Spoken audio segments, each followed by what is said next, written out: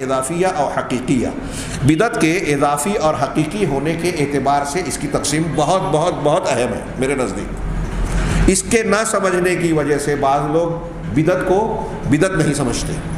میں صرف تھوڑا سا دو جملہ کہوں اور پھر صاحب کتاب کی معروضات کی روشنی میں آئندہ درس میں اسے جانیں گے۔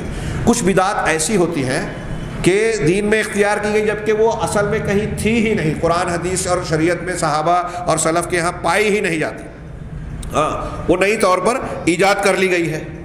شیخ نے اس کی مثال دی ہے جیسے اذان سے پہلے درود پڑھنا اللہ کے رسول صلی اللہ علیہ وسلم۔ تو کچھ بدعات ایسی ہیں جو تھی ہی نہیں، ایجاد کر لی گئی۔ کچھ بدعتیں ایسی ہیں کہ ان کا اصل عمل تو قرآن و حدیث میں ہے، لیکن اس میں بدعت کا پہلو کس طرح بنا دیا گیا کہ کسی خاص تعداد کو یا تو بڑھا دیا یا متعین کر دیا جو شریعت نے متعین نہیں کی، کیفیت کو متعین کر دیا، کسی جگہ اور مقام کو متعین کر دیا۔ جیسے مثال کے طور پہ سبحان اللہ، الحمدللہ، اللہ اکبر، یہ کہنا مشروع ہے، ہر وقت کہہ سکتے ہیں، اور مخصوص مقامات پر جیسے 33 مرتبہ 34 مرتبہ سونے اور 33 مرتبہ 34 مرتبہ، یہ حدیثوں سے ثابت ہے۔ اب ان سبحان اللہ الحمدللہ کے کلمات کو کہنے کے لیے کوئی خاص کیفیت اختیار کی جائے کہ سب لوگ اکٹھا ہو جاؤ، بلند آواز سے اکٹھا بولو سبحان اللہ الحمدللہ۔ حضرت عبداللہ ابن مسعود رضی اللہ تعالیٰ نے ایسا کرنے والوں کو مسجد سے باہر نکال دیا، صحیح روایت ہے سنن دارمی وغیرہ میں۔ تو حضرت عبداللہ ابن مسعود کو کیا اب سبحان اللہ الحمدللہ سے انکار تھا، اس کو بدعت کہہ رہے تھے؟ کہا نہیں، ہرگز نہیں۔ یہ تو بڑے فضیلت والے کلمات ہیں، ان کی بڑی فضیلتیں وارد ہیں۔ جو طریقہ، جو کیفیت انہوں نے اختیار کر رکھی تھی اس کو حضرت عبداللہ ابن مسعود رضی اللہ تعالیٰ عنہ نے بدعت کہا۔ اب یہاں یہ بات دماغ میں میں سمجھانا چاہ رہا ہوں، اور یہ شیخ نے بتایا کہ ایک چیز شریعت میں ہے لیکن اس کو جس طریقے سے انجام دیا جا رہا ہے وہ بدعت بن رہی ہے، تو یہ اضافی چیز جو ہے یہ بدعت ہے۔ تو ایک حیثیت سے وہ سنت ہے، دوسری حیثیت سے وہ بدعت ہے۔ بدعت ہونے میں جب اس میں آپ نے بدعت شامل کر دی تو اب یہ عمل بیکار ہو گیا، خراب ہو گیا، گمراہی بن گئی، گناہ کا کام بن گیا۔ یہ لوگ نہیں سمجھتے۔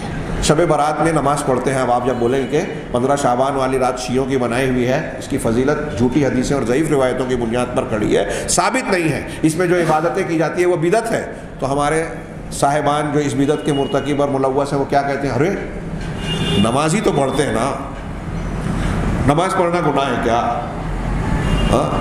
ہمارے یہاں جو ہے کچھ لوگ جو ہے قرآن خوانی کرتے ہیں اجتماعی طور پہ، آپ کہیں کہ یہ طریقہ قرآن کی تلاوت کا صحیح نہیں ہے، بدعت ہے۔ ارے قرآن کی تلاوت گناہ کا کام ہے؟ یہ ایسے ہی ہے۔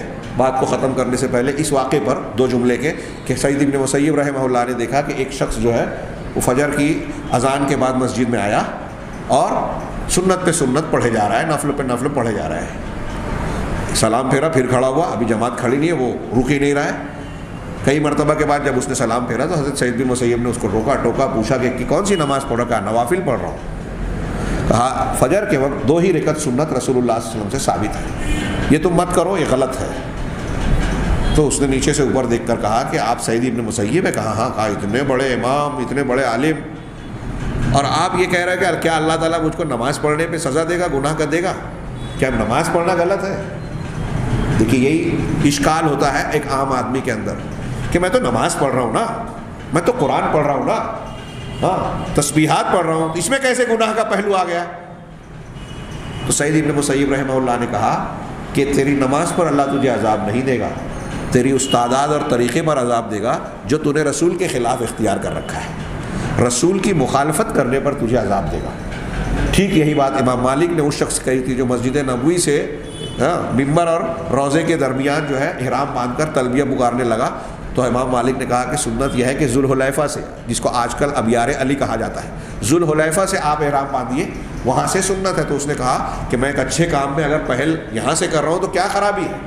تو حضرت امام مالک نے کہا کہ تو رسول کی مخالفت کر رہا ہے، اس لیے ڈر ہے کہ تو فتنے میں مبتلا ہو یا عذاب آئے، اور قرآن کی آیت پڑھی امام مالک رحمہ اللہ نے، فَلْيَحْذَرِ الَّذِينَ يُخَالِفُونَ عَنْ أَمْرِهِ أَن تُصِيبَهُمْ فِتْنَةٌ أَوْ يُصِيبَهُمْ عَذَابٌ أَلِيمٌ۔ جو رسول کے حکم کی مخالفت کرتے ہیں انہیں ڈرنا چاہیے کہ انہیں دردناک عذاب آ گھیرے، یا انہیں فتنہ پکڑ لے یا دردناک عذاب۔